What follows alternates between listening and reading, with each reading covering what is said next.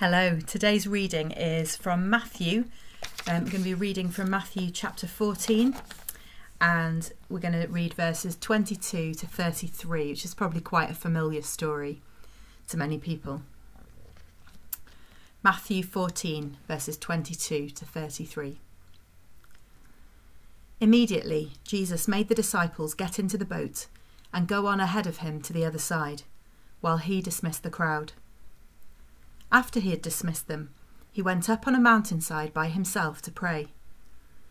Later that night, he was there alone, and the boat was already a considerable distance from land, buffeted by the waves because the wind was against it.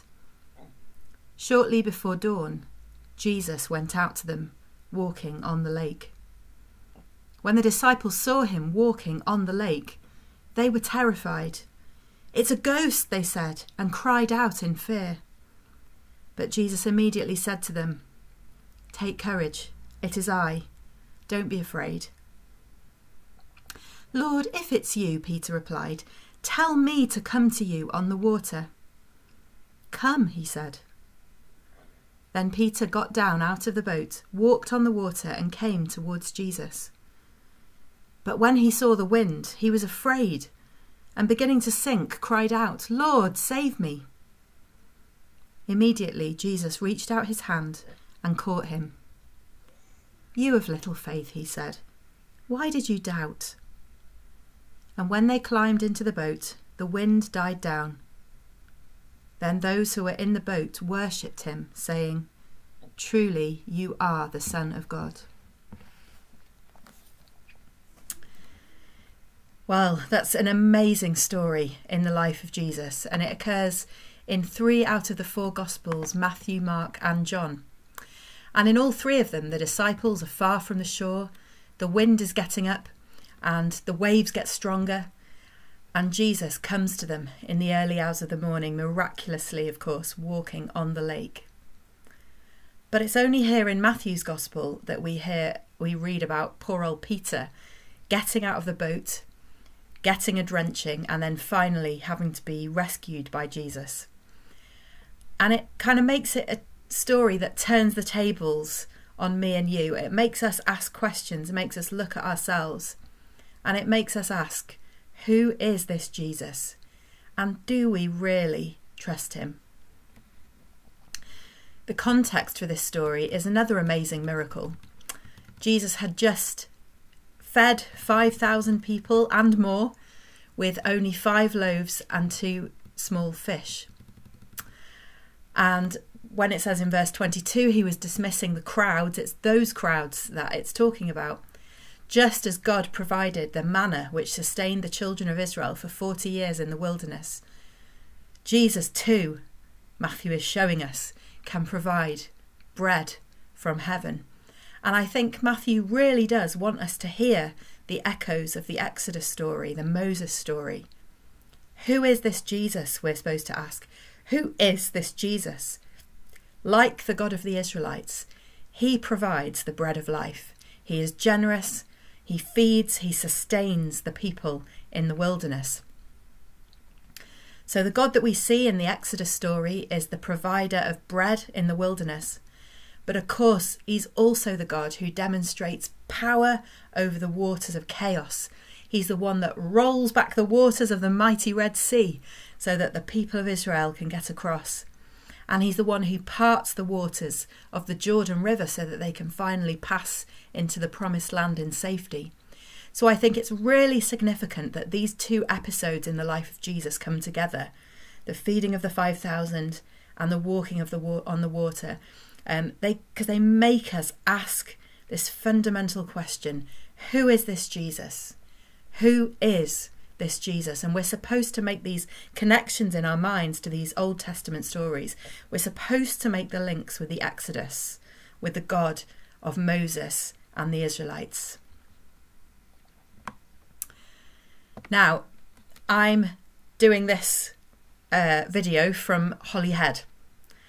And one of the best things about living in Holyhead is being near the sea. I've never lived by the sea before, but I absolutely love walking by the sea, swimming in the sea, looking out at the wonder and majesty of the waves. But we know, don't we, that the sea is dangerous. You can't really trust it. It can turn on you. One minute it can seem lovely and calm. The next minute a huge wave can catch you off guard, or a rip tide can pull you where you don't want to go. And many of you will perhaps remember seeing on the news a few years ago, or seeing for yourselves, when a big storm ripped through the marina here, and many of the boats were just mercilessly destroyed, broken up like matchwood. It was so destructive and powerful. And throughout the Hebrew scriptures, throughout the Old Testament, the image of the waters is used. And it's used to represent more than just the physical reality of waters. The waters represent all the evil powers that seek to come against God's people, that seek to come against the order that God puts in place and God's salvation of his people. But again and again, what we see is Israel's God, Yahweh, demonstrating his power and lordship over the waters of chaos. God is in charge. God is the one who separates the waters. God puts them in their place at creation. He creates and frolics with the sea monsters rather than being terrified by them. The scriptures like Job chapter 9 verse 8, he alone stretches out the heavens and treads on the waves of the sea. And this is Habakkuk 3:15. You trample the sea with your horses, churning the great waters. So you see, it's God, it's Yahweh who walks on the waters, and he's the one who puts them in their place. So fast forward to this little group of frightened disciples on a boat in the middle of the lake, in rough waters, a long way from land, in the middle of the night, buffeted by the waves. And Matthew just puts it so almost matter-of-factly. Jesus went out to them, walking on the lake. And what we see is that Jesus can just walk there with complete freedom, complete authority, no fear at all. And this brings this question again to the forefront. Who is this man? Who is this Jesus? Well, the disciples have got one idea and they cry out in fear, don't they? It's a ghost. But Jesus wants to confirm that no, it really is him. And what he says in verse 27, I think, is really important. He says, take courage. It is I. Do not be afraid. And those words, it is I, ego eimi in the Greek, it is I am. And they're the same words used in the Septuagint, the Greek version of the Old Testament, to translate the very name of God when he appears to Moses at the burning bush. Yahweh, I am, the God who is I am. Ego eimi, I have come to you. Perhaps we're also meant to hear an echo of those words that God speaks to his people in Isaiah chapter 43. Do not fear, for I have redeemed you. I have summoned you by name. You are mine. When you pass through the waters, I will be with you. When you pass through the rivers, they will not sweep over you. Take courage. It is I. Don't be afraid. So who is this Jesus? Who is this Jesus? That's the urgent question Matthew is posing to us. He's the one who feeds the crowds with bread from heaven. He's the one who treads on the path of the sea. He's the one who is with us, the one who tells us not to fear. The great I am. There's a whisper of that too. Who is he? Who is he? And that's the question that insistently drums beneath the surface of this story, and the question that Matthew wants us to be asking ourselves. Who is he? And can we trust him? Can we trust him?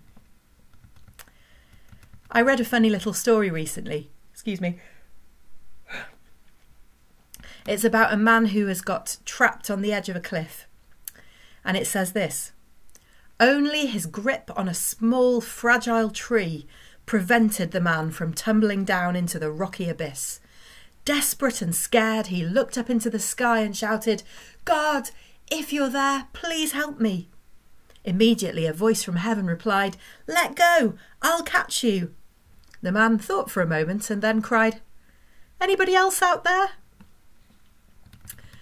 In the summer, we went to a place called Zipworld Forest in Betws-y-Coed for one of the children's birthday treats, and we went on a high ropes course. It wasn't even that high, it was kind of medium ropes. But for some reason I had stupidly decided to book myself on to go on the high ropes with the children. I thought, of course, they might need me to look after them. But what actually happened in reality was that the children just zipped round with no trouble at all, whereas I kind of shuffled round the course absolutely terrified. And the worst part of it was near the beginning, where I had to go along a zip wire across a short gap between two trees. And you just had to step off the platform and trust that it would hold your weight. And I remember standing on the platform, kind of whimpering to John, who was safely down on the ground. The children had long gone ahead of me, they were fine. I don't know how John got away with not going up there, but anyway, I was stood there and I was going, "Oh, John, I don't think I can do this." And one of the staff was there, and she'd obviously seen this situation many, many times before, and she rather impatiently said, "Yes, you can do it. Just try sitting down. You can feel the harness take your weight and you'll be able to do it." And sure enough, I did it. The harness did take my weight and I was absolutely fine. Now, the lady had told me at the beginning that the harness and the zip line were strong enough to lift, I can't remember, something like 2 adult elephants or something. And I believed her, I believed that this was true. But in order to go around the high ropes course, I had to actually step off the platform and trust the harness and the zip wire. And I think there's something going on a bit like that here with Peter stepping off the boat. I know that later on it all goes wrong for Peter and that he starts to sink. But actually, at this moment he was very brave. At this moment he showed incredible trust in Jesus. I read this quotation from an American pastor called William Willimon, and he says this: "If Peter had not ventured forth, if he'd not obeyed the call to walk on the water, then Peter would never have had this great opportunity for recognition of Jesus and rescue by Jesus. I wonder," he says, "if too many of us are merely splashing about in the safe shallows and therefore have too few opportunities to test and deepen our faith. The story implies if you want to be close to Jesus, you have to venture forth out onto the sea. You have to prove his promises through trusting his promises, through risk and venture." If you want to be close to Jesus, you have to go where Jesus is. You have to go towards him. You have to venture forth out of the boat onto the sea. You have to step off the platform and swing out onto the zip wire. You have to let go of the tree, even though you feel like you're going to fall into the abyss, and you have to let him catch you. When you pass through the waters, I will be with you. Do not be afraid. Same God. What stands out to me from the interaction between Jesus and Peter is that it's all about the direction of travel. It's all about moving towards Jesus, where Peter's eyes are fixed. Jesus says to him, "Come towards me. Come in my direction. You can trust me." And as long as Peter is going towards Jesus, keeping his eyes fixed on Jesus, he's fine. He can do it. He can walk on water. He can follow Jesus into places he never thought he could go. He can do things he never expected to be able to do. At what point does he begin to sink? Verse 30, when he saw the wind, he was afraid, and beginning to sink, cried out, "Lord, save me." It's when he saw the wind and began to fear. Jesus has expressly told him and all the disciples not to be afraid. Surely Peter remembers that occasion not too long before, only a few chapters ago, when there was another storm on the lake, and Jesus himself stilled it with a word. You can trust me, says Jesus. Don't fear. Don't be afraid. How often is it true in my life that when I begin to look down and see the whirling waters and the churning waves and the swirling wind, that's when the fear begins to creep in. Where am I fixing my eyes? Am I looking up or am I looking down? And for me, my sort of tendency towards anxiety, it often takes the form of rumination. That is kind of overthinking, worrying, like fixating on a problem, turning it and turning it and turning it over and over and over in my mind in the mistaken view that somehow I'm going to fix it, I'm going to find a solution. But what I'm doing in those moments, often in the middle of the night, is I'm looking down, I'm looking at the wind and the waves. And Jesus says, don't do that. Keep your eyes fixed on me. Keep walking towards me in the direction I've called you. Looking down, looking at the waves, looking at the wind, fixating on all the problems, it's not going to help you. Just look at me. Just keep walking towards me. And of course, poor old Peter, he does look down. And it's quite good because we can identify with that, can't we? He looks down. And what happens? He starts to sink. But notice the grace of Jesus here. He doesn't say, well, it's your own fault, Peter. Serves you right. I'm going to just let you drown, or I'll at least make you swim around for a few minutes just to teach you a lesson. No, he doesn't do that. He immediately reaches out his hand, scoops Peter up and catches him. God is still there. Jesus is still there in the midst of our doubt and our fear. You of little faith, he says to Peter, why did you doubt? I don't know, I wonder what tone of voice you imagine Jesus saying those words in. I don't know, maybe you imagine like an impatient sort of stern rebuke. Oh, you stupid boy, what did you think you were doing? Actually, I think it's more likely there's kind of a gentle playfulness about those words. You of little faith. Often I feel like I have little faith. But you know, Jesus can do a lot with a little faith. What's he going to say about just a little faith in chapter 17? He's going to say faith the size of a mustard seed, and that's little, can make mountains move. A small packed lunch feeds thousands of people. Peter had only a little faith, but no one else even got out of the boat. I love this quotation from an American writer called Doc Hollingsworth. He says this: a little faith may be all that is needed to transform a story that starts in terror to a story that ends in worship. A little faith may be all that is needed to transform a story that starts in terror to a story that ends in worship. I wonder if you noticed that transformation in the story. In verse 26, the disciples are terrified.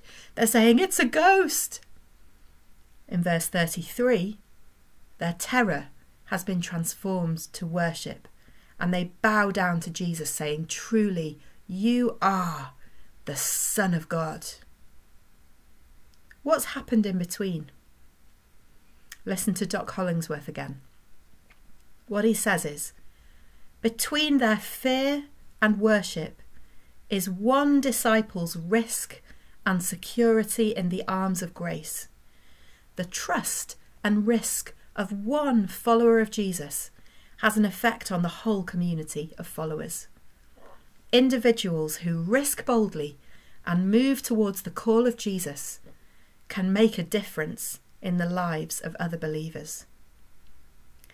In other words, our little faith, your little faith, my little faith, mustard seed of faith, if we use that boldly, if we take a risk, then even our failure can be the inspiration that causes others to recognize Jesus and worship him. So who is this Jesus? And do we trust him? Matthew wants to show us that Jesus is God. The same Jesus who walks on the water, the one who treads on the paths of the waves, is the God of the Israelites, the one who parted the seas so that they could go through on dry land. And he calls us to come towards him, to get out of the boat, to fix our eyes on his, and to walk towards him on the water. And he calls us not to be afraid, because he has redeemed us. He has called us by name. We are his. And however big the wind and the waves that are raging all around us, we know that he is good and that he loves us and that we can trust him. Amen.